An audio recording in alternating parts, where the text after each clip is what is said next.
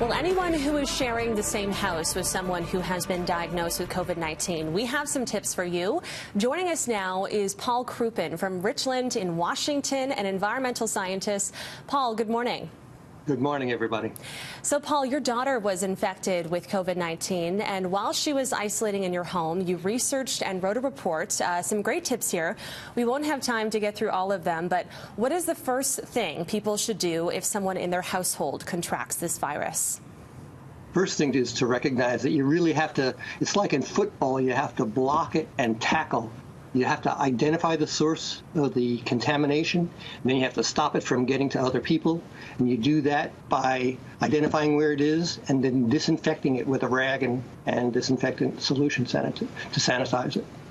And you disinfected all surfaces that she may have touched, and that was countertops, doorknobs. Can you just be a little more specific?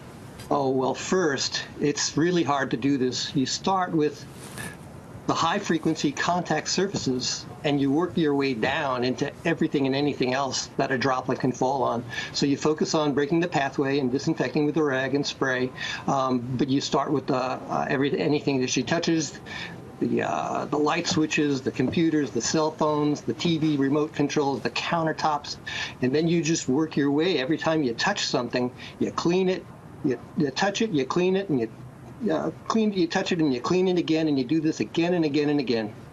And did she leave her room at all, other than to go to the bathroom when she was staying with you guys?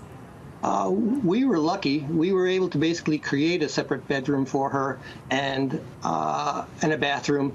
Other people who they have more common areas, it's harder to do. But yes, she really didn't come out of her room except it was absolutely necessary. And she ate by herself. She was, we were wearing masks and gloves if we were with her. She was wearing masks and gloves if we were with her. We basically did our darndest, worked as hard as we could to prevent germs from being transferred from her to us or to anything she touched. And she had her own everything, her own towels, her own bar of soap, her own toothpaste.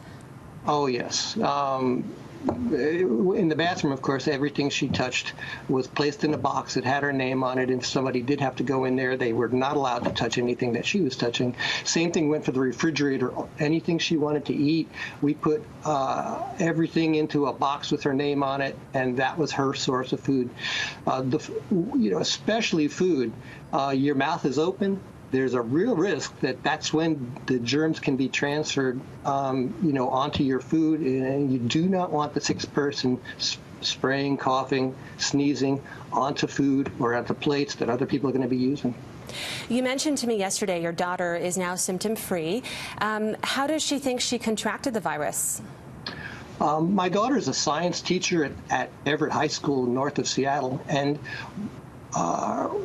one of the students at the school was tested positive back on March 1st or 2nd, and he was one of the first students identified in Washington outside of the Life Care Health Center where they had the first real outbreak. And that student walked around the school for 7 days, and some of her students got to be in classes with that student, and so that's really how she was exposed.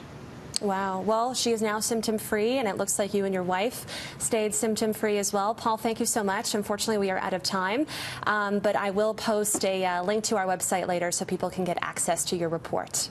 All right. Stay safe, everybody. Thank you. All right. Thank you so much, Paul.